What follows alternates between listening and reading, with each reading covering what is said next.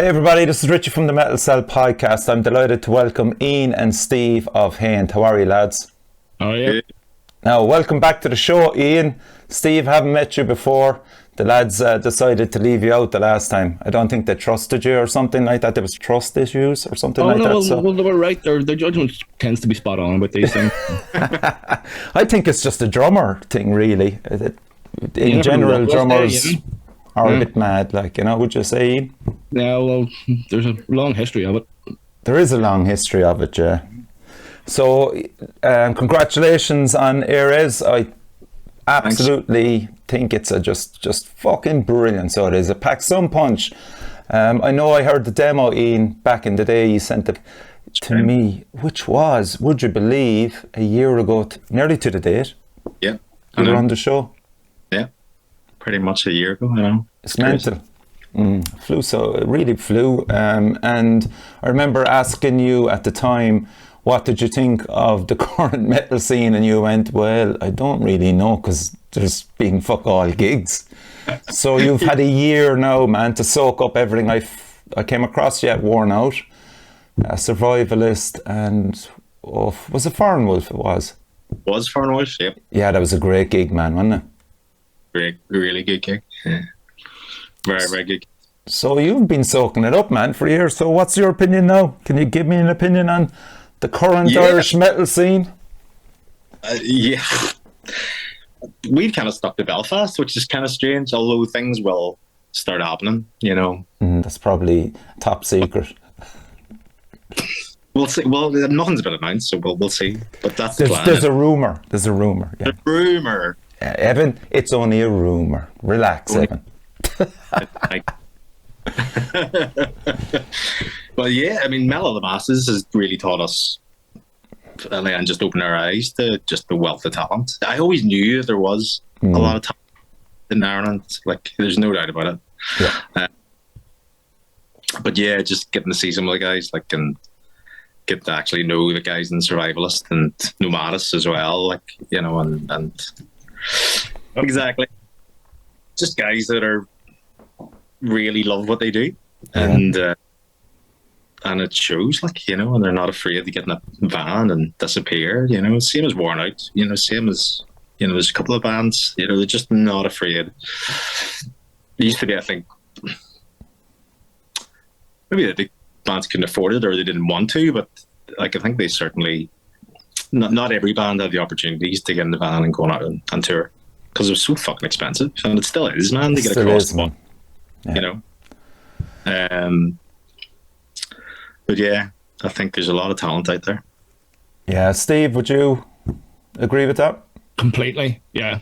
There is, and as Ian says, there's a lot of bands now who are more willing to actually go and put the work in and go and do that wee bit of travelling. I mean, there was bands from up around here, even back before COVID and all that. You had bands like the likes of Acid Age and Mortimized and all that. They'd be taking trips over to Spain and playing at festivals over there, networking in their own way. So no, it's great to see it happening.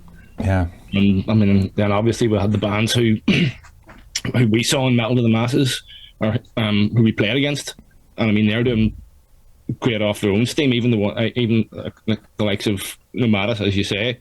I mean, they had an absolute blast. They leveled the place whenever they played over in the New Blood stage, and it's only going to get better for them, because I mean, they've got so much coming up now as well. So no, it's just great to see where it's going, and they're all a lot younger than us as well. So yeah.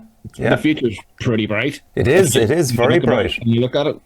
So yeah, so it's good to see. And were you genuinely surprised to win Metal to the Masses? Yeah. There's a video that somebody took of us, and you can just tell by our faces, you know, because we genuinely thought, like, Survivalist, or, you know, had it. Okay. They were just right at the top of their game in terms of.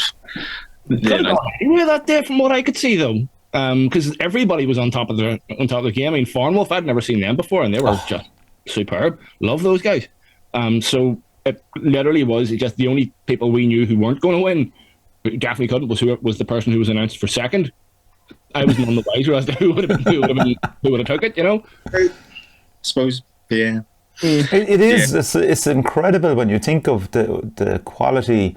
And I wouldn't say opposition, because I think, and this is my own opinion now, you can correct me if I'm wrong, I would imagine there's a good sense of camaraderie amongst all of you. 100.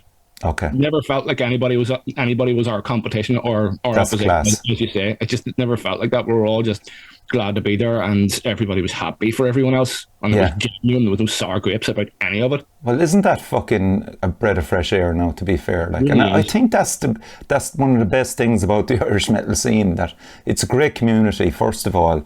And Nice. I don't think there's that backstabbing side of it, certainly not down here. And the fact that you're saying it as well up north is great to hear, man. I think Yeah. the thing sort of caught my eye was the fact that every band sounds different. You know, there's not one, like, you know, we've said it before, if we were in a competition, like say Metal of the Masses, and we were a hardcore band and we were up against other hardcore bands, you know, that would be, it would feel maybe more like a competition, but every band was different. Every band. You know, there was one band. There was bands of every genre within, you know, the metal realm. Yeah. And that makes the Irish scene very, very... It does, and you mentioned, for example, you mentioned 2 or 3 great examples. Farnwood, who I love, man, they're just doing their own style. It's so fucking catchy, but it's still heavy metal, man, at the end of the day. Survivalist, fucking love Survivalist. They're so heavy. Yet again, there's that sense of melody about him, and brilliant frontman with Gavin. And Really is, yeah. I mean, he fucking bosses that stage. An intimidating bastard, yes. Yeah, and then one of the nicest guys then when you talk to him, like, into mental. It is really strange. I was like, I'm going to spill his pint, but please, if you did, don't worry, I'll help you clean it up. You know? So the guy, he spilled his pint, he buys you one. He's a good lad. Yeah. Yeah, and then of course Freddie and the Maddest as well. I mean, Jesus. Oh man. We had Like- we had a serious laugh with those guys over in Bloodstock. They were He was just absolutely mental. But Freddie especially, like when he's having drinks, he's just... I've never met anyone like him. Yeah, yeah. He came down for Testament, Exodus. I think it was maybe the Bay Strikes Back tour. There was Testament, Exodus, Dead Angel. There might have been a 4th band. I'm not sure. There probably was. But he went on to session with all of us, man, and we had a great fucking night. Like, and that literally was the last gig we all saw together. Like, And then so I knew because Freddie is great that way. Like I came up for another gig in Belfast. I think it was actually the Worn Out one, Ian, that I met you. And we met Freddie that day as well, and he was palling around with us. But he was keeping me up to date in relation to the demos that they were doing. And I was just going, holy shit, man, you're onto something good here with that. And, you know, the fact that even though they didn't win the Metal to the Masses, they were still invited across, which must have blown their minds. That's, it's, you know, well, they deserved it, like. Yeah, definitely. So tell us about the trip over to Bloodstock. You got the news, and then holy shit, let's you have to get the planning in action, the transport. yeah, I can't remember when the final was. Was it May or June, lads? May. Okay, so you had a good amount of time then, right? yeah, it was a good amount of time. Like for us, it was just going, geez, what is the lesser of 2 evils? Like, you know, so we made the choice of going from Belfast across to Scotland and then driving, I think it was what, 7 hours, Steve, was it? Yep, 6 hours. Wow. Everyone. Why did you choose that way? Passport. I think cost effective wise, it was the best option, like, you know. Okay, that's fair enough. Going down, you know what I mean, and whatever else, like, so yeah, it was definitely the lesser of 2 evils to an extent. And in fairness, the way there was crap, but the way back was great. You know, it's just like, yeah. Who was driving, or did you share? What is it? Who was doing the driving? Darren, he loves driving. Oh, He- that's he- perfect. he- Driving, like, yeah. So he put the shifts in. As long as you give. And you were Sure. cracking open the cans and having the laugh. Was that on the way back, maybe? Not hitting the... Not even. I think we were done in by that stage. Like, even the heat, man. It was the fucking heat. fuck. Like, that was the biggest thing. The whole weekend was just at like 38 degrees or something along those lines. Between 33 and 38 for the whole time we were there. Mental. Yeah. Remember? I So, was- you couldn't really get drunk. I was you talking probably could to... have, but it's just it takes a bit of effort because the heat, you're just sweating it right out of you. I was talking to Fornot, Steve, and they were interviewed just before they went on stage, and they were literally dehydrated because they were told to wait in a media area, and various people would work their way around to interview them, and they were seriously dehydrated by the time they got to the stage. Is something similar happening with you, or? Yeah, I can believe it. Yeah. I think we were doing an interview with Mark from Rock and Road. Okay, yeah. Even like we were just standing against this backdrop, and you just had the sun beating on you. It was mental. Yeah. But I mean, the pints and everything were grand. It was like £5 for a pint, and but yeah, you had to constantly drink. If it wasn't, you were drinking water, like, you know what I mean. So just. So tell us about the build-up to the actual gig. You were on at, what, was it 3 o'clock? Or you were on early enough, was it? Yeah, 3 o'clock, like, so. Pretty crazy, like, yeah, because we got there the night before, so we had to, like, basically check in the morning, Okay. you know, classes and stuff, and then just went in and checked the place out, and went to see the stage, went to see the Modest Boys. Oh, were they on before you? Yeah, they were on really early, like, they were on about 11ish, Oh, okay, right. so they were on early. That actually sometimes is a benefit, because you'd actually get, like, we were going to Bloodstock for 5 or 6 years, and we were always in early, you know, just to see a few bands, you know, just to kill a bit of time. And sometimes that works in your favour. Like, when you think you get a shit time at that hour of the morning, actually could work in your favour. Like. Yeah, definitely. I mean, they had a really good crowd. There you go. And whatever else. Like, so I think that was the biggest thing. The week before we were due to play, they had announced that there was going to be a secret band on at the same time as us. And like, we were praying, oh, please be someone's shit. And it turned out to be Machine Head. I never knew that. Fuck. Machine Head came on at 3 o'clock on Friday. Yeah. Wow. They played the Sophie stage at the same time as us. And I think Doyle was on the main stage. Oh my And- fucking God. A couple of people we knew went to see Machine Head, and they were like, man, there was as many people in the tent watching HAINT as there was watching Doyle on the main stage, because Machine Head just cleared everybody. so it was shit timing in that regard. Like, but man, we had a whale of a time. Like, it was good fun to play. Like, so professional. Yeah. You know what I mean? It was just on point. So. And was there any issues, we'll say, with feedback, or like when you were mic'd up, you could hear yourselves on the monitors, the whole lot, yeah? Fantastic. Yeah, sound was very, very good. Yeah. Steve, what about you? Your drum setup? Couldn't have been better. I got to obviously, you know, there's like a staging area before and after on both sides of the stage, so I got to basically set my cymbals up, have everything around me the way I would have liked it whenever I was on stage. So it was literally a case just picking them up, setting them down on stage, playing the show, and then just like picking them up again and then taking them off. So, and I've never had a turn around and go that quickly before. It was like military precision. Super, man. It really was. It was brilliant. Could have probably done with more water though. Yeah. More water. Yeah. And like before that, you obviously played the Metal to the Masses and stuff. So how many gigs had you under your belt when you hit the stage at Bloodstock? 7. What? 7. 7. Okay, so the songs, you were well used to the songs, because I mean, I know with both yourself and Darren sharing vocal duties, you know, you were a well-oiled machine at that stage. I think we were definitely getting there. I think we've got to the stage where Darren and I are quite comfortable. We know exactly what we need to do. Yeah. As are both fitting well enough to do it, then and the sound is where we need it to be, then there's no reason why we can't.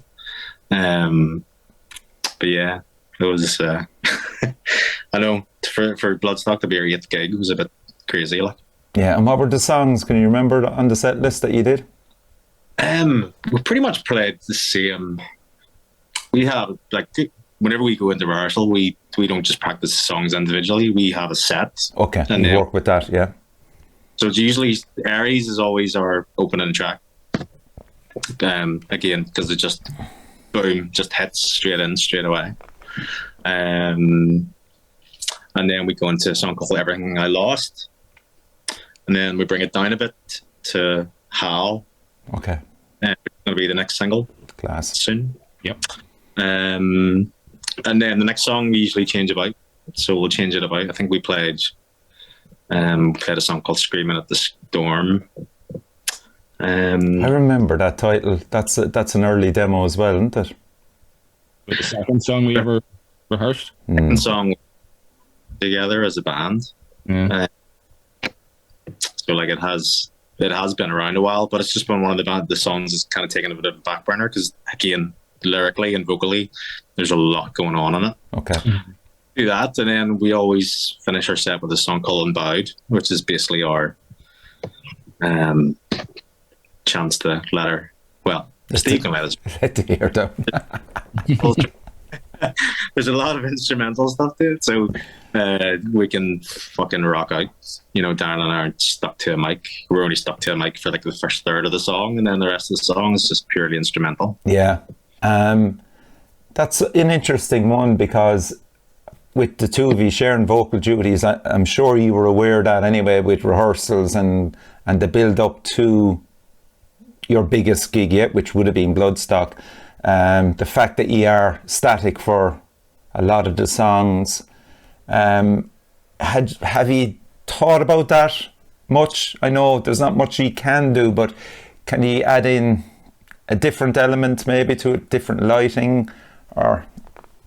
I don't even necessarily think that we need to. I think the lighting, any of the gigs we've done in the Voodoo, particularly, the lighting's always on point. You know, Andy Coles, who does sound there, is always on the ball in terms of lighting else. But Darren and I really haven't thought about the fact that we are stuck to those things. Like we share enough and we do enough separate things that I can go off and go in a rage while I'm playing one particular riff. Okay. Usually I can't sing it and play guitar at the same time. And then we'll swap and Darren will do the same thing. So there's always opportunity, but we like ending with that song. Yeah. On that. Yeah. It's probably the heaviest song we have, like in terms of tuning and whatever else, like, so. Yeah, it's lower than everything else. And then you use pedals to make it even lower, if I'm not mistaken. Yeah. What song of the whole set there, Steve, is your favourite? Is it Disemboweled as well? It's really hard to say, but yeah, that would be one of them. I like the fact that we put it at the end because it is a lot of fun because it's instrumental and I get to sort of lead it a wee bit. Okay. So like I say, if we're enjoying it, we can play it for a bit longer than usual and all that there. So yeah, it's a good way to finish the set, and it is exhausting too, so I'm glad it's at the end of the set so I don't have to do it after. It is probably our most progressive song, like, you know what I mean? So yeah. And is that going to be part of how many songs are you releasing? 5. And is Disemboweled one of them? Really? Yeah. That's a strange one. Why are you holding back on that? Because there's a lot to it. There's so much to it. Okay. Like we just really got there's probably something like 50 different time changes and tempo changes in that one song. Like 50. That when Darren actually wrote out a sort of a map of the time signatures, and it was like an essay. Wow. The length of it. Yeah, because he was doing that obviously to map out the tracks, and I didn't envy him. He understands that stuff. Supposedly on paper I write it, but I don't understand it. Darren can listen to what I'm doing and then tell me, all right, that's in 3/4, oh, that's in 4, that's in 2/4 kind of thing, and I'm just saying, yeah, okay. If you say so.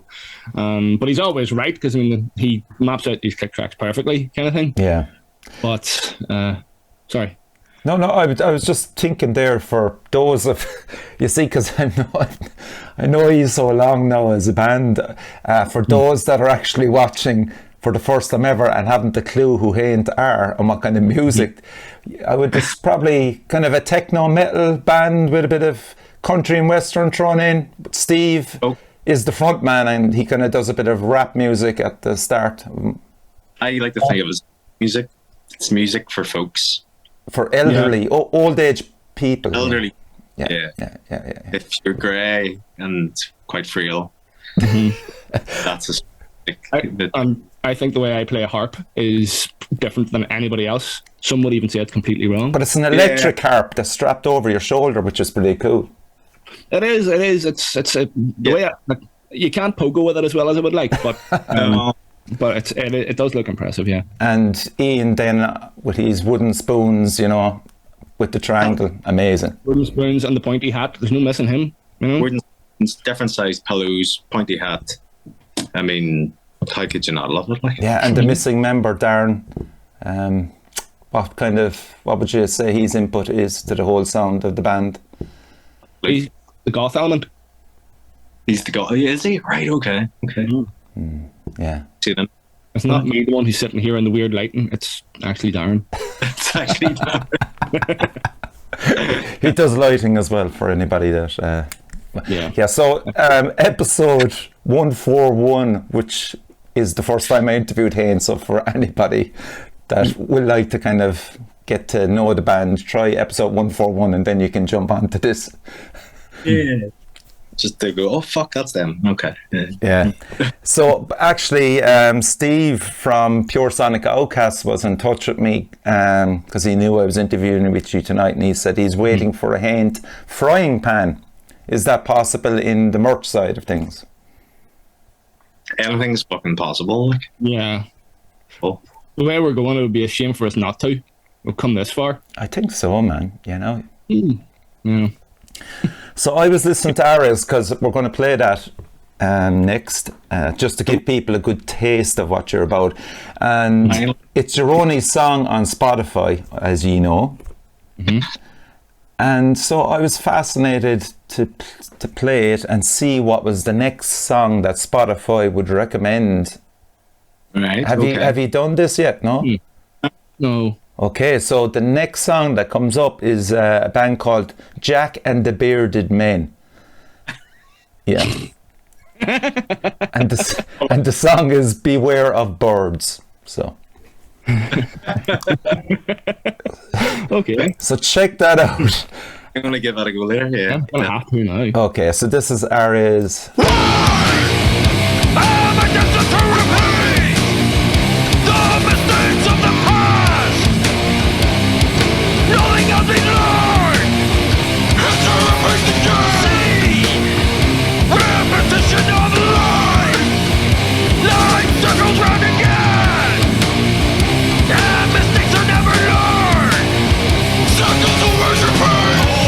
and over, the cycle repeats. The inkling that itching that no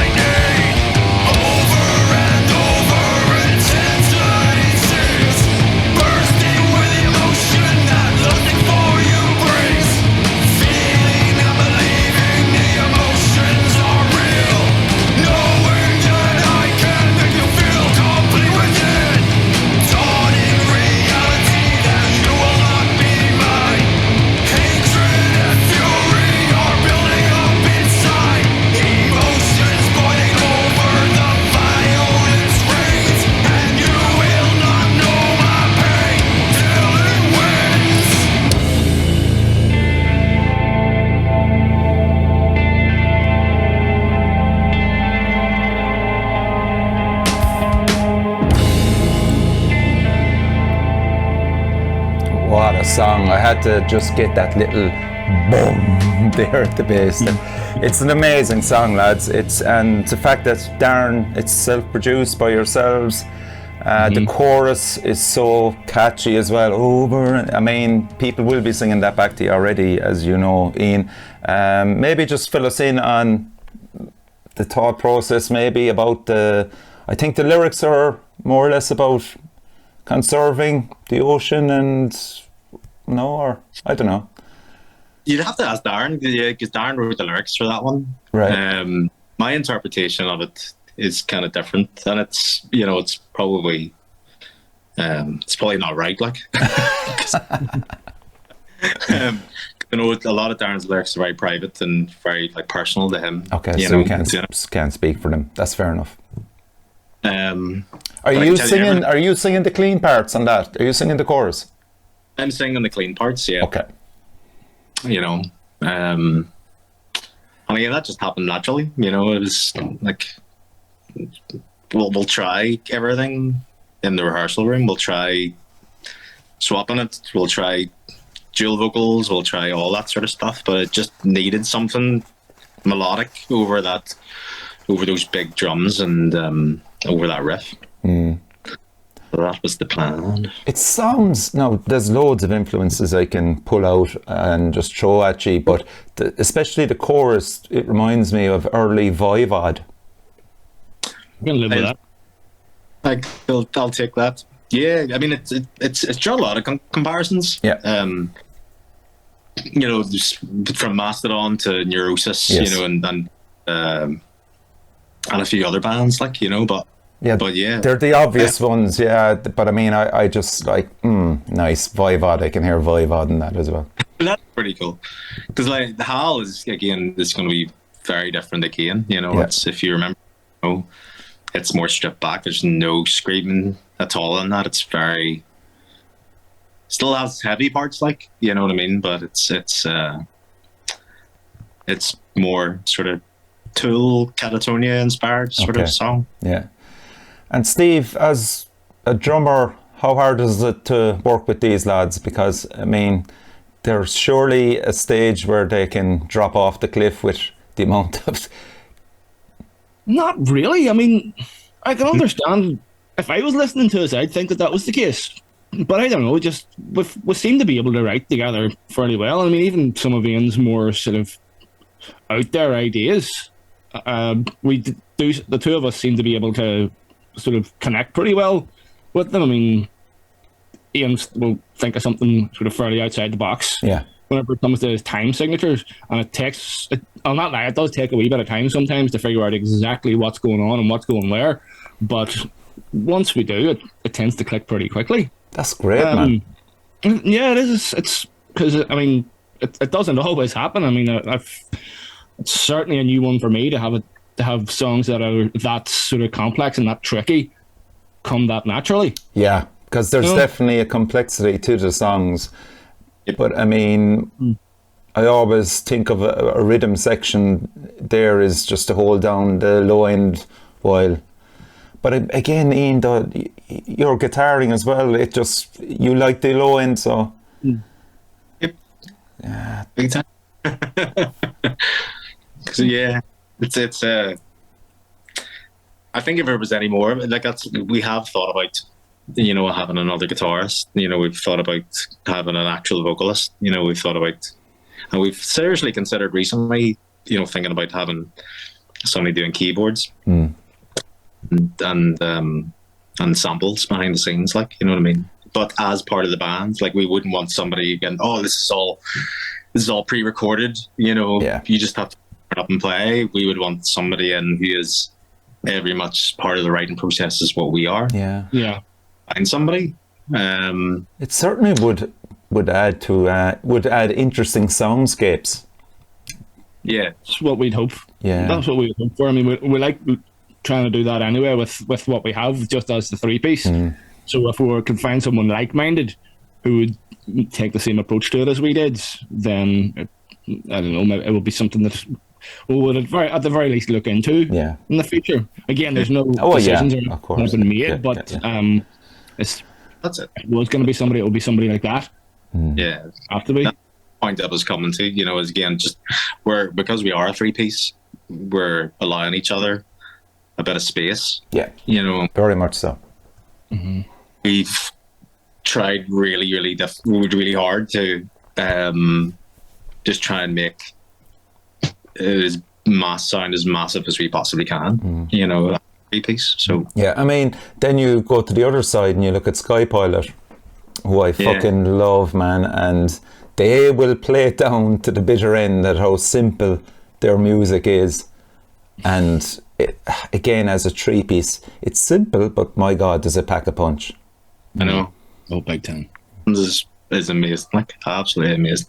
Yeah, 20 years, man, as well doing it. I know. That's it. Like, I mean, I remember those guys from way back in the day. I remember, God, must have been their first ever Belfast show. You know what I mean? And just, you know, it just showed how far it goes back. But it's scary. Yeah, 20 years. Yeah. And Steve, you were in Owl Crusher, but you were playing bass. Is that true?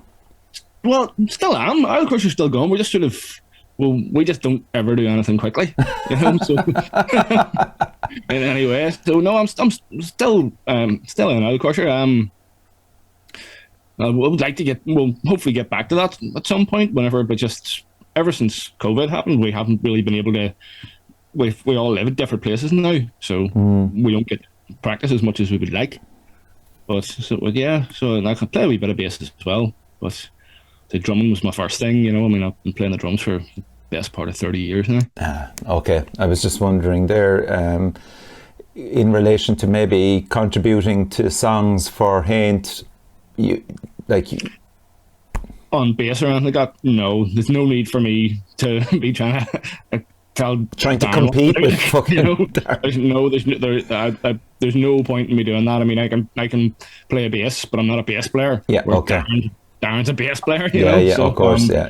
So there's no way I would presume to tell him what he should be doing, because he'll just tell me, no, this is better, and he'll be right. So yeah. Now, that. Well, the video side of things for the band, is that something that you're going to look at? Yes. Yeah. Talk to me about it. Take it away, my man. Steve's kind of taking this on as his mantle, so yeah. I think the way we're doing it now is we'll be releasing the songs individually, but then whenever it comes to the actual release of the EP, I think we're gonna work between now and then, because we do have a wee bit of time to get a video for like one of the lead tracks off it. It'll be one maybe that we've already released, but the video will come out to coincide with the release of the EP. Okay. It's in its full form, so I've got a bit of time to work on that. At the moment, we're talking about we decided that it was going to be HAL, hadn't we? Yeah. So the next single, there'll be a visualizer for it, but then there'll be a video further down the line. Okay. So we're just going to take a wee bit of time at that and try and make it, well, not pretentious.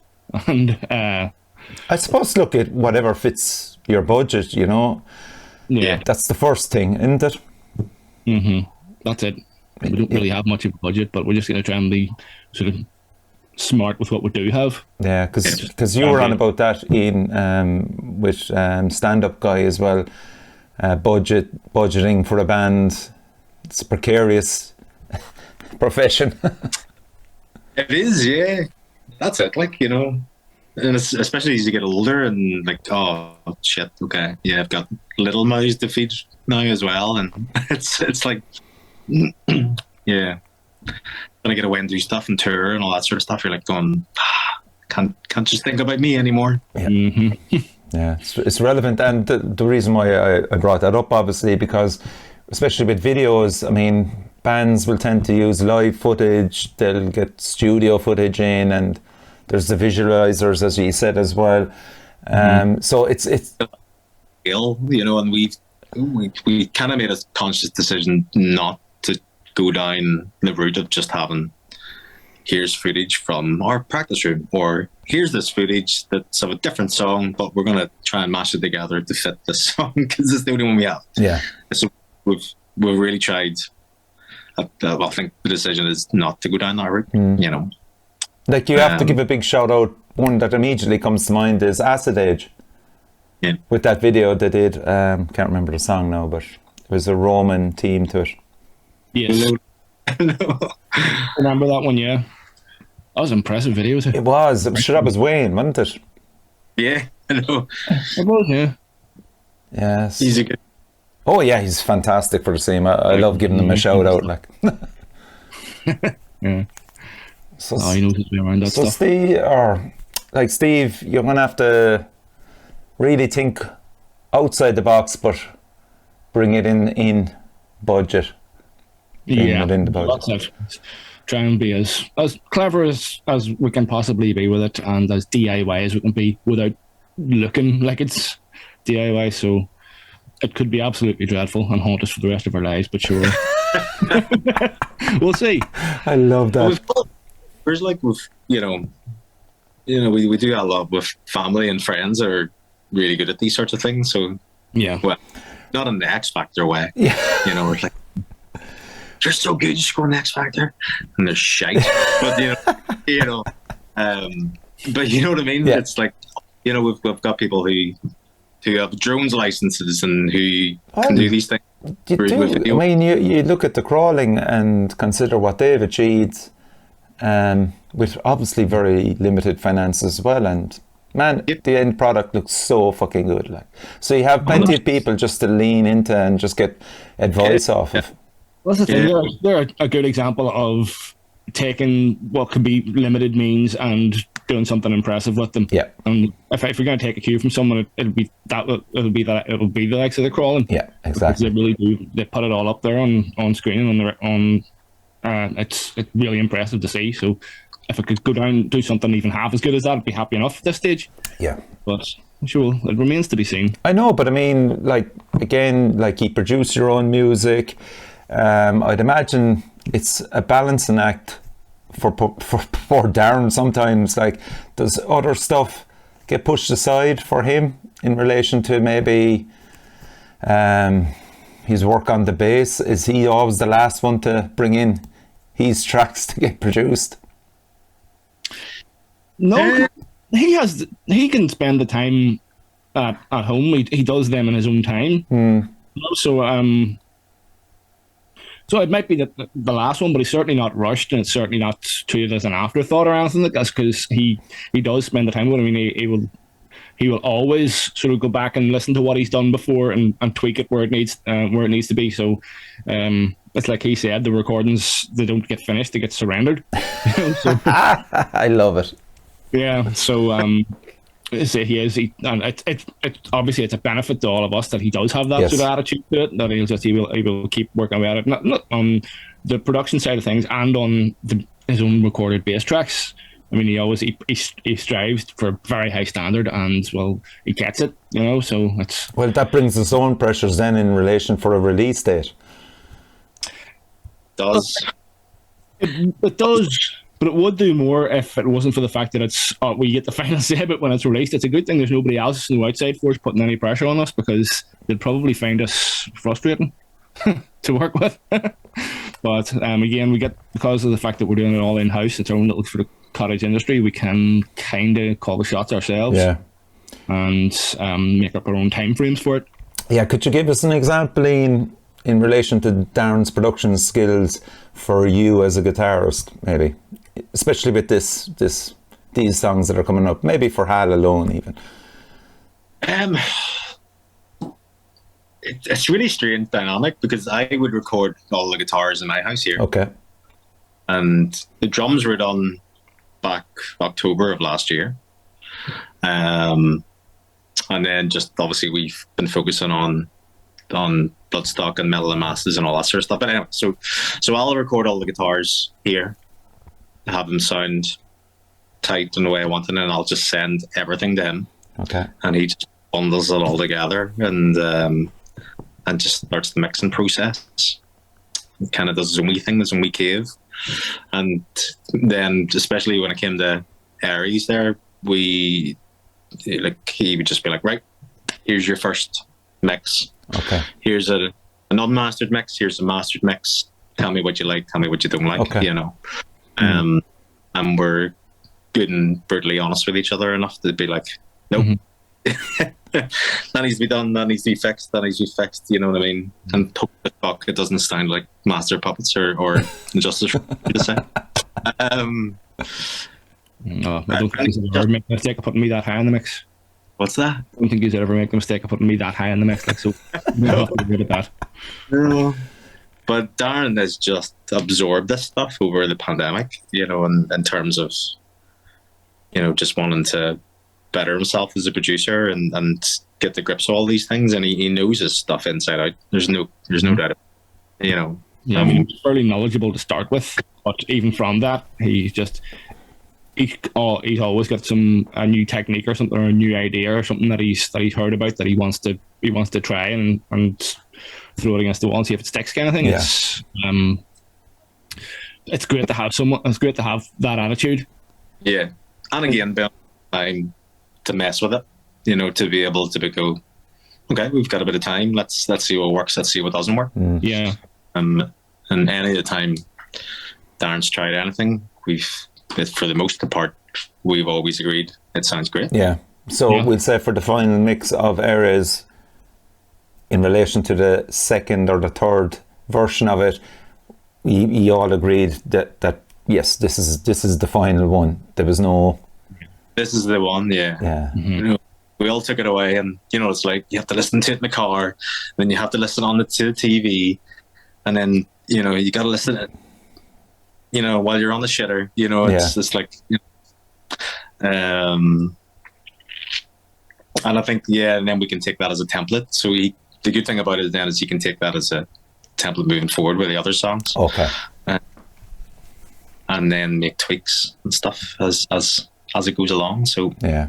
So Hal is because as I was on to Darren, I was hoping to get Hal for tonight's show, but I mean, he said it's like literally 95% or 98% done, but it's not ready till Thursday or the Friday. So you have to respect that. Like, we haven't even heard final mixes of it yet to sign off on. So that would be precarious for us, I think. Okay, so before we wrap it up, you've got a few gigs in the pipeline. Uncultured Night is coming up with 7.5 tons of beer. That'll be great to play with them, man. Great to be added. I played the first ever 7.5 tons of beer show.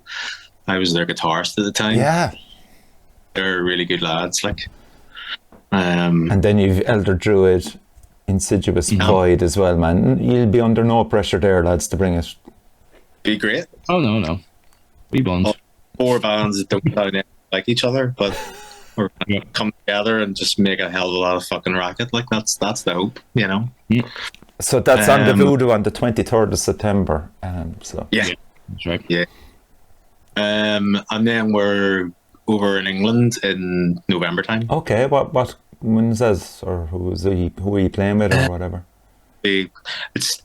It's just going to be a couple of local shows. Or I think we're playing. God, where are we playing? Leeds and was it Rotherham? Leeds and Rotherham. That's the ones. Mm-hmm. Okay. Survivalists actually played Rotherham, didn't they? Or am I wrong? No, I'm nearly sure they did. Yeah. Someone played Rotherham lately. Who the fuck was that? Oh, it was Sky Pilot.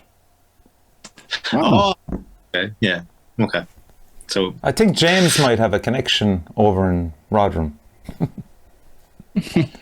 that's how you get it, you know, and that's how we've kind of got these gigs. You know, Darren had sort of like one of the initial shows through somebody he's known over in England for a while. Oh, of course, yeah, because he was living in Manchester for a good few years. Yes, nice. And then we've tried to get we're just waiting on one more gig kind of be confirmed to make it a long weekend, you know. Yeah. And I think that's it, you know. So we'll jump in the car, do that, come back, and back to the grind until the next one. Yeah. And then got that big night of Jake's in December as well. Yeah, I'll be at that. Oh, Crypt of the Riff. Crypt of the Riff. And then obviously what we didn't speak about earlier. Yes, but you didn't. I haven't a clue. I have no idea what you're on about there. Yeah. more than that. It's not happening. So anything else to add to the show, bar the fact that Darren is missing tonight, and we miss him. I was looking forward to chatting to him, but he's a busy booker. He's probably working on Hal as we speak. Like, wouldn't surprise me. No, it wouldn't surprise us. Like, but no, just here, man. Thanks for the support, and Thanks for having us on. Yeah. sure you're glad. They're like, oh fuck, they finally got music out. Holy shit! You've got They've only one been- song on Spotify. Yeah. 100% improvement on the last time we were on. So you've got a song coming out. Would I say once every month now? Is that the plan? That is the plan. Yeah. So the plan is a song every month, And will it culminate in an EP release then? Yeah. and then an EP release in early New Year. Yeah, maybe a few tweaks in terms of production, but Okay. it's and then, make it physical, the physical release, and do a show and merch, and also that's those big plans for that. Yeah. And I presume there will be a release party maybe up in Belfast.